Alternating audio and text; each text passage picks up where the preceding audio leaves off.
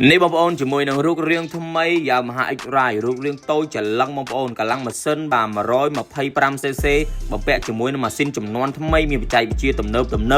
ស៊ីសាំងតិចអំពូលភ្លើង LED ច្បាស់ល្អខ្លាំងមែនទែនតែម្ដងបងប្អូនមានជាមួយនឹង Axle Battery អំពូលភ្លើងសុំផ្លូវសម្បកកង់ពោះវៀននិយាយទៅគឺថាល្អខ្លាំងមែនទែនជួយធ្វើឲ្យការប្រើប្រាស់បងប្អូនកាន់តែមានភាពងាយស្រួលហើយមានតម្លៃសមរម្យមែនទែនតែម្ដងបងប្អូនក្រោម2000តែប៉ុណ្ណោះបងប្អូនស្អាតច្រឡំក្រោម2000តែប៉ុណ្ណោះអញ្ចឹងមិនថាចាស់មិនថាក្មេងមិនថាយុវវ័យមិនថាប្រុសមិនថាស្រីនិយាយទៅគឺថាជិះសមទាំងអស់តែម្ដងបងប្អូនឃើញក្នុងវីដេអូនេះអញ្ចឹងបាទមិនថាខ្ញុំមិនថាស្រីស្អាត